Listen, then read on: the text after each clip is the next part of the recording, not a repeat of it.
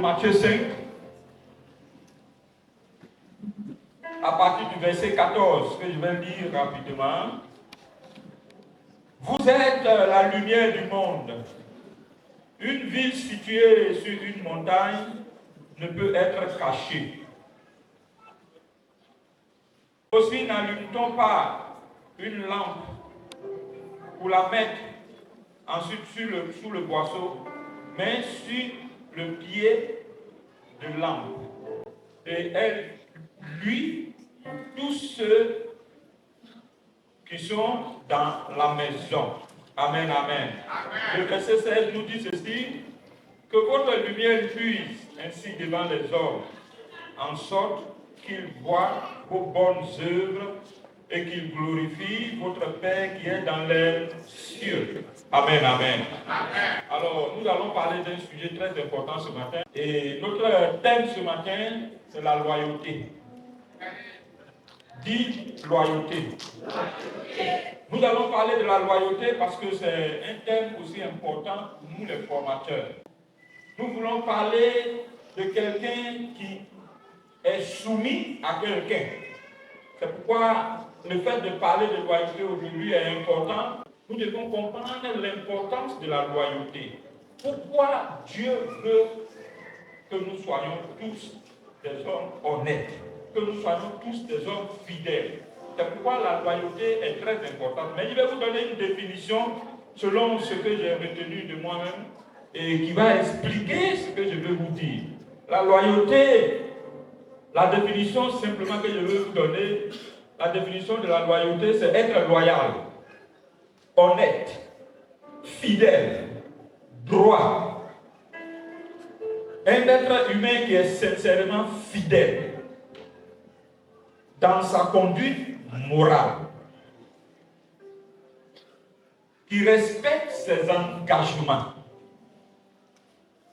et qui possède un sens de l'honneur développé. C'est celui-là qu'on appelle un homme loyal. Et ce matin, nous allons parler, ou bien cet après-midi, nous allons parler de la loyauté. Et tout à l'heure, l'explication nous donne que c'est un homme qui est loyal, qui est droit, qui est honnête, qui a un sens d'honneur développé, qui respecte ses engagements. La définition simplement de ce mot nous dit véritablement la conduite de quelqu'un. Et c'est ce que nous allons ensemble méditer ce matin, pour voir la réalité dans la vie de tout un chacun de nous. Aujourd'hui, on a fini notre formation. Nous allons partir bientôt. Mais est-ce que nous sommes des hommes loyaux? C'est ce que nous allons avoir ce matin. Parce que nous ne voulons pas faire un travail qui va revenir encore contre nous. C'est pourquoi, pendant que nous y sommes, que vos parents sont présents, que le peuple de Dieu est réuni, nous allons parler ensemble. Et je vais vous donner aussi mes conseils avant que vous ne parliez. Dites Amen si vous me suivez. Alors, dans le livre de Matthieu 5, du verset 15 au verset 16, la Bible nous parle de quoi? De la lumière. Nous sommes la lumière du monde. Et on ne peut pas allumer une lampe et puis la mettre sous une table. On met une lampe sur la table, que ça éclaire, pour que tout le monde puisse voir.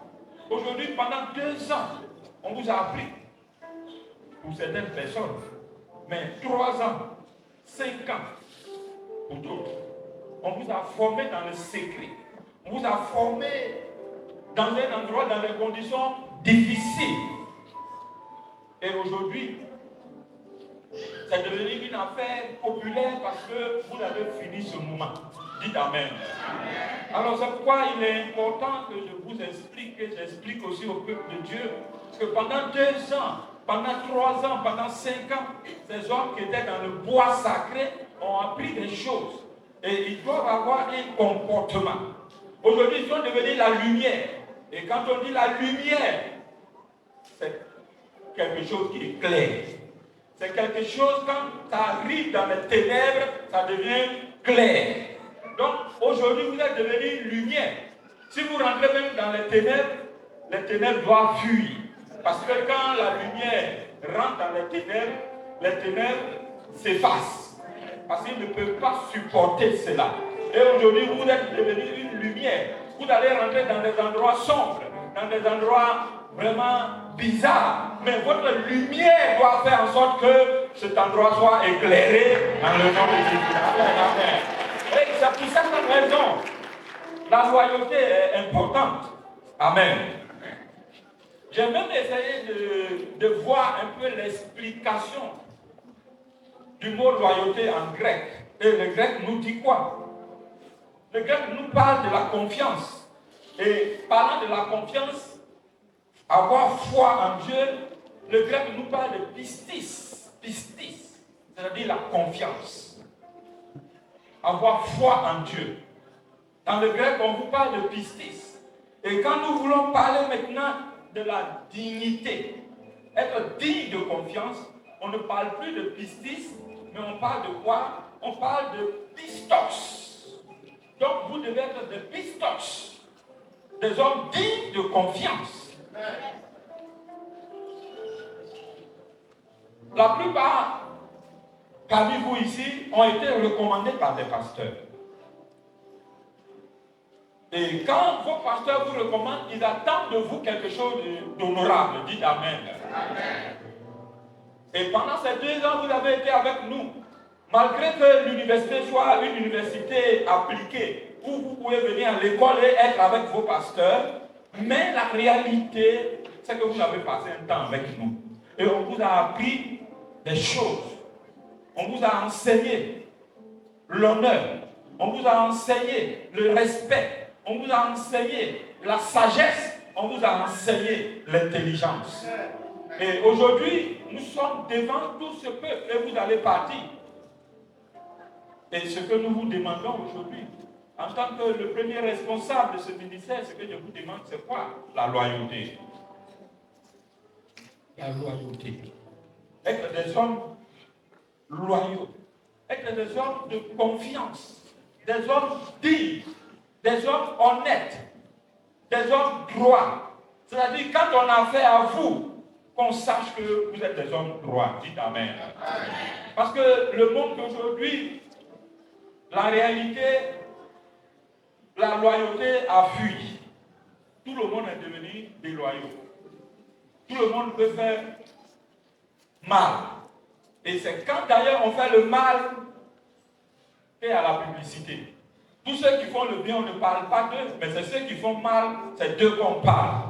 Aujourd'hui, c'est la promotion de ce qui est mauvais que les gens font. C'est vrai, nous sommes dans un monde où les choses sont renversées maintenant. Où tout ce qu'on fait aujourd'hui, c'est ce qui est mauvais. Et quand quelqu'un fait ce qui est mauvais, tout le monde est prêt à l'honorer, tout le monde est prêt, oui, à le prendre comme un homme extraordinaire. Pourquoi? Parce qu'il a fait ce qui est mauvais. Mais cela ne doit pas nous amener, nous, qui sommes devenus une lumière aujourd'hui, à le faire comme eux. Dites Amen si vous le suivez. Vous êtes aujourd'hui des ambassadeurs de l'université Amen. Vos églises, vos pasteurs vous ont recommandé, vous êtes venus vous former. Et ces pasteurs nous regardent. Si après la formation, vous retournez à l'église, et c'est là que le Seigneur va vous parler. Le pasteur qui vous a pris en compte pendant des années, qui a payé votre scolarité, qui vous a soutenu, qui a pris des engagements pour vous former, après votre formation, au moment même que vous êtes en train de finir, c'est là que Dieu vous parle. Quittez dans cette église. Allez-y, commencez pour vous. Ça, ce n'est pas la loyauté. Si tu rencontres cette partie dans ton esprit, enlève au nom de Jésus. Alléluia. Oui. Je parle pour que quelqu'un puisse m'entendre. Le plus souvent, les hommes de Dieu, même qui vous envoient en formation, beaucoup ne sont pas formés. Mais ils ont confiance en vous. Ils se disent que ce sont mes enfants. Si mes enfants sont formés, c'est que l'église est sauvée. Et la personne fait un effort au niveau de l'église pour vous amener en formation. Et pendant que vous venez, vous vous formez, on dépense des sommes pour que votre formation finisse.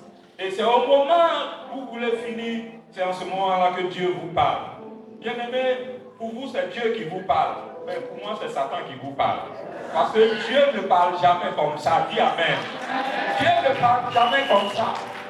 Oui, ce n'est pas comme ça que Dieu parle. Si Dieu t'envoie ici, et que Dieu sait qu'avec ton leader, le temps est en train de venir, Dieu est un Dieu de sagesse.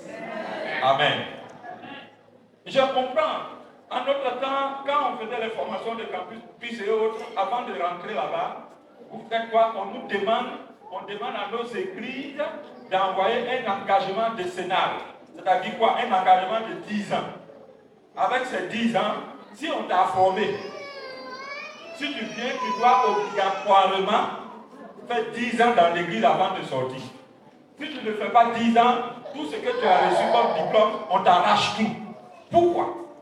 Parce que beaucoup, pendant que le pasteur est en train de prier, pendant que le pasteur est en train de chercher les moyens pour les envoyer en formation, Dieu ne leur parle pas.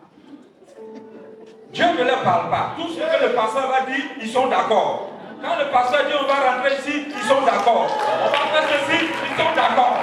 Amen, amen. En ce moment, Dieu ne parle pas. Même si Dieu parle, ils font un effort pour ne pas entendre la voix de Dieu. Oh, quel Dieu! Quel Dieu! Donc, bien aimé, le temps est venu où nous qui sommes des adorateurs, nous devons être fidèles. Nous devons être fidèles. Amen. Tu peux travailler avec quelqu'un, même si ton temps arrive. Vous savez, quand Dieu dit tu vas faire quelque chose, là, Dieu ne presse pas les gens. Même si Dieu te dit tu vas sortir, Dieu ne te dit pas d'aller dire que tu vas sortir. Par la sagesse, tu peux attendre. Et Dieu ne fait rien sans révéler à son serviteur. Et ton serviteur, ton père qui est là, saura que cet enfant a besoin d'être mis à part. Et par ta prière, par ta loyauté, par ta fidélité, Dieu va parler à ton leader. Alléluia. Et quand tu vas sortir, ça sera un moment de bénédiction. Il y a beaucoup aujourd'hui qui sont sortis, c'est devenu un moment de désastre. Eux-mêmes, leur vie spirituelle est détruite. Ils sont quittés dans une église qui est détruite. Eux-mêmes, leur vie spirituelle est détruite parce qu'ils ne sont pas sortis de la bonne manière. Nous sommes des formateurs. Les gens ont confiance en nous. En envoyant leurs enfants à UAMN pour qu'on les forme, ils attendent quelque chose de ces enfants. On finit de vous former, retournez dans vos églises. Asseyez-vous, respectez vos pasteurs. Même si toi tu as appris des choses à l'école que ton pasteur ne connaît pas, la sagesse de Dieu te demande d'attendre et faire comme le pasteur demande. Alléluia. La sagesse de Dieu demande ça. Mais aujourd'hui, quand nous sortons de l'école, de l'université, on devient vraiment des hommes impossibles. On ne peut plus nous maîtriser à l'église. Nous devenons des gens qui dictent toutes choses. Même quand le pasteur prêche, on s'assoit quelque part. On dit, lui là, ce qu'il est en train de dire, c'est pas bon. Qui t'a appris ça? Qui t'a appris ça? Alléluia. Qui t'a appris ça? Au niveau de l'université UAMN, nous ne pouvons jamais apprendre ces choses à quelqu'un. Je le dis toujours, quand quelqu'un nous fait confiance et qu'il envoie son enfant qu'il soit formé, nous le formons comme il se doit. Nous faisons ce qu'il doit faire. Si cet homme sort et qu'il va et se comporte n'importe comment, j'ai dit, quand quelqu'un finit avec l'université UAMN, il fait 1 an, 2 ans et puis il tourne en rond, c'est qu'il est dangereux. C'est qu'il est dangereux. Mais un homme qui sort de l'UAMN, tu ne peux pas faire 1 an, 2 ans sans que quelque chose se passe. Parce que quelque chose se passera, dis amen. Quelque chose se passera. La loyauté. Si vous qu'on a formé, vous qui êtes devenus nos ambassadeurs, vous vous comportez comme ça dans vos églises. Qu'est-ce que votre église va dire concernant l'université? Quand on envoie nos enfants là-bas, quand ils viennent, ils se font super révérents, ils n'ont plus de respect pour nous. Dieu leur parle à n'importe quel moment et ils sont prêts à partir n'importe quel moment. Mais ici, on ne vous a pas formé, on ne vous a jamais dit ça. Amen, amen. On ne vous a jamais dit ça. Alléluia. On ne vous a jamais dit ça.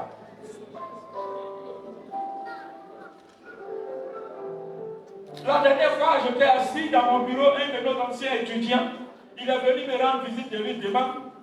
Il a fini la formation, ça n'a même pas fait encore 6 mois. Et il vient, il dit que non, je ne suis plus dans mon église. On l'a envoyé sur un champ. Et où il était, il travaillait, les choses se passaient bien. Et du coup, je le vois dans mon bureau. Il dit non, Dieu m'a parlé, Dieu m'a dit de quitter dans cette église. Je lui ai dit, tu dis quoi? Il dit, Dieu m'a dit de quitter dans cette église. Et il dit, mais Dieu t'a dit de quitter comment? Il dit, non, je n'arrive pas à dormir. Vraiment, c'est pas ça. Il faut que je parte. Et je suis parti.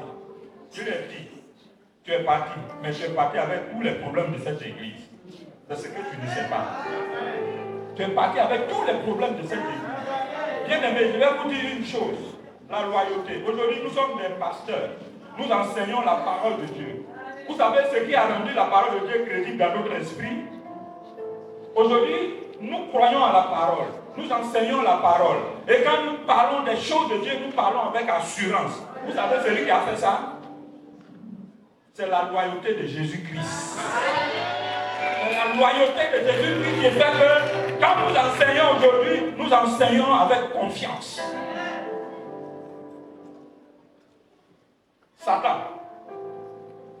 Satan n'a jamais été loyal. Adam et Ève, ils n'ont pas été loyaux. Mais celui qui a été loyal, et qu'à cause de lui aujourd'hui, je suis devenu prédicateur. À cause de lui aujourd'hui, vous êtes en train de vous former. À cause de lui aujourd'hui, le monde entier croit que Jésus-Christ est Seigneur et Sauveur. C'est à cause de Jésus lui-même. Il a été quoi? Oui, il a été loyal. Et à cause de sa loyauté, nous pouvons aujourd'hui prêcher. Mais bien aimé, que sert-il à un homme d'être déloyal s'il veut faire l'œuvre de Dieu? Si tu n'es pas honnête, si la vérité n'est pas en toi, qu'est-ce que tu attends? Regardez, même nous qui sommes des leaders aujourd'hui, pour travailler avec des gens, parmi nos enfants, nous les regardons, parce que nous connaissons leur esprit. Et aujourd'hui, quand tu as affaire à un fils qui est loyal, un fils qui est honnête, un fils qui respecte ses engagements, mais quand tu as un fils comme ça, même si c'est pour donner ta poitrine, tu es prêt à donner ta poitrine. Parce que tu sais que c'est un enfant que Dieu a déjà qualifié. Amen. Tu sais qu'il est fidèle. Tu sais qu'il est fidèle. Et même dans le monde entier, ceux même qui ne sont pas chrétiens, qui travaillent, qui font quelque chose, tout le monde a besoin de quelqu'un de loyal. Quand dans ton entreprise, tu as quelqu'un qui est honnête, quand tu t'en vas t'asseoir, tu es content. Parce que tu sais que quelle que soit la situation, la personne devra te rendre compte. Et ça sera honnête. Et si la personne te dit, oui, c'est ça, quand tu vas effectivement, c'est ça. Les gens du monde, si ils regardent la loyauté pour agir, ils regardent la fidélité pour agir, pourquoi nous qui sommes enfants de Dieu, pourquoi nous qui sommes serviteurs de Dieu, nous allons toujours rester dans la déloyauté? Pourquoi nous allons toujours rester dans l'infidélité? Aujourd'hui, il n'y a plus de fidélité. La fidélité a foutu le camp. Les enfants de Dieu. Et aujourd'hui même, on a besoin souvent de travailler même avec des parents. Parce qu'un parrain fidèle, un parrain loyal est mieux que de prendre un chrétien déloyal, un chrétien dangereux. Oui. Et tous ceux, aujourd'hui, quand on dit que c'est un chrétien, il doit venir travailler avec toi, tu as peur. Il est qui? Il est comment? Quel est son caractère? C'est ce que tout le monde cherche, on cherche des hommes fidèles. Et Dieu a voulu toujours que nous soyons fidèles. Et pour être fidèle, tout serviteur de Dieu doit être fidèle d'abord envers Dieu. Quelqu'un qui n'aime pas Dieu, qui ne craint pas Dieu, c'est un homme dangereux. Pour nous les chrétiens, la fidélité doit commencer d'abord par Dieu.